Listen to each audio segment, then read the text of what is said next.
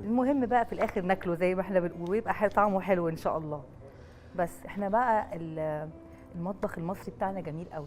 طبعا كل محافظه ليها الطبع بتاعها في الاكل، ليها عاداتها وتقاليدها طبعا وليها في الاكل طبعا عاداتها طبعا وتقاليدها طبعا وكل حاجه، طبعا بس طبعا. بالذات كمان في الاكل.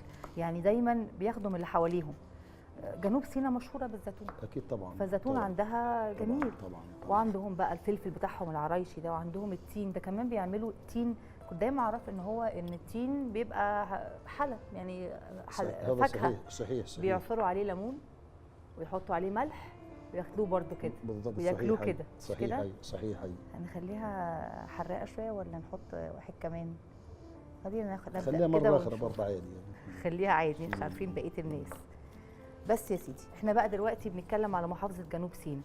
لسه بقى لما كنت بنقول ان محافظه جنوب سيناء وشمال سيناء كانوا محافظه واحده لغايه سنه 79 اتقسموا. وطبعا جنوب سيناء دي فيها كل السياحه، اغلب السياحه بقى المائيه، شرم الشيخ، صحيح دهب، والمحميات الطبيعيه دي فيها اكبر محميه طبيعيه في مصر. صحيح ايوه بالظبط، اللي هي طبعا ايه، بتاعت سيوه. نقطع بس البصل، نقطعه صغنون صغير.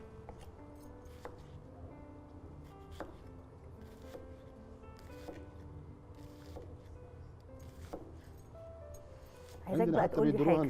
في الافراح عايزك برضه تقول لي. عندنا. ايوه كنت بيدوروا لسه برضه اسالك. كنت لسه عايزه اسالك انت ندير بقى. حاجه اسمها الزردة. ايوه ده الشاي. عندنا ده بالضبط الشاي، أيوة، انا لسه بالضبط كنت عايزه أيوة. اسالك.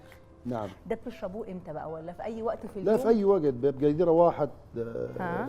لو كان مثلا في السهره ولا حاجه ايوه بيبقى مثلا بيبقى افراد كتيره أيوة. فبيدوروا يوزعوا الشاي هذا الشاي اي على كل الفرح. تمام. طب هسالك سؤال، اتفضل. بيبقى ابريق كبير قوي واحد قاعد له على طول؟ لا هذا لا هو بيبقى حاجه صغيره وكبات صغيره هيك. اوكي شاي الزردة. بالضبط ايوه بالضبط. طب بيتعمل ازاي، عندك فكره؟ ايوه طبعا طب اكيد ممكن طبعا تقول لنا؟ اكيد طبعا. هو بيبقى شيء معين خد بالك بيجي من الواحات. اوكي. من الواحات هو فعلا مر شويه. بالضبط ايوه اه. ايوه.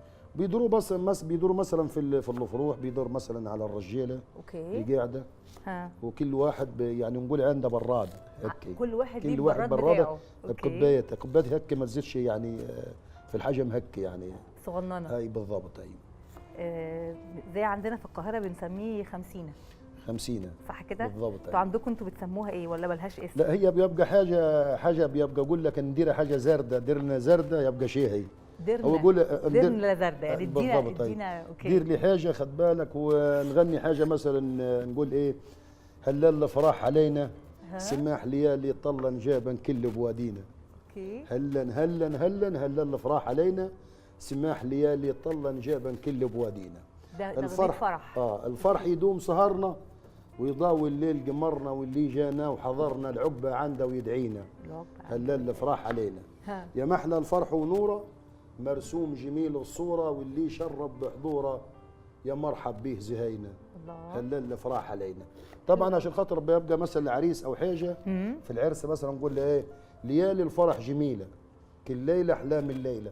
اوكي. ليالي الفرح جميله كل ليله احلام الليله وتلم شباب العيله والصاحب يجينا كله هلا الافراح علينا سماح ليالي طلع الجبل كل بوادي. طب ما هي اللغه يعني انتوا عندكم طبعا لهجتكم اللهجه، بس الواحد لو ركز شويه يلقط الكلام. لا هي بيبقى فيها برضه بتبقى فيها حاجات واجده صعبه. بس انا مفتح معاكم اللهجه يعني بس. شاطر. الله يبارك لك، عشان احنا مش لوحدنا، ده معايا ناس بتتفرج علينا.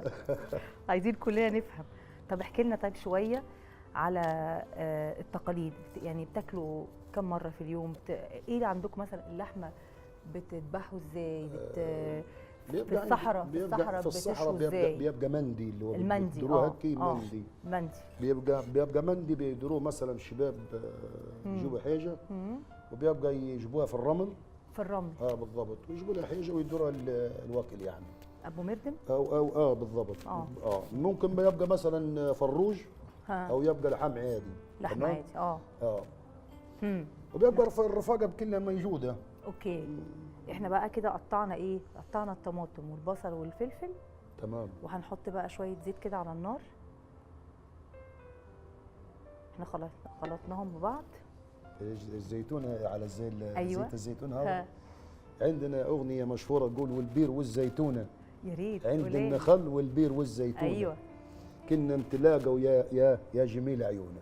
الله. البير والزيتونه عند النخل، ها؟ والبير والزيتونه كنا نتلاقوا يا جميل عيونه. حلو قوي، حلو قوي. هذه مشهوره عندنا وايد يعني. ما هو اصل الزيتون ده حتى في شعار المحافظه، فيها غصنين الزيتون. نعم نعم. فيها نعم. سينا وفيها الشمس. نعم نعم. ففعلا الزيتون ده هو مفيش احلى من الزيتون بتاع سينا، مفيش احلى منه. نعم. طب بقول لي بقى، انت ايه اللي يعني خلاك تخش في موضوع الاغاني دي؟ والاغاني دي كلماتكم ولا في حاجات واخدينها فولكلور من زمان؟ لا ما طبعا كلماتي طبعا. والله اكيد طبعا. بيبقى في شاعر بيبقى فاضي، بيبقى الموضوع كله من اول لاخر.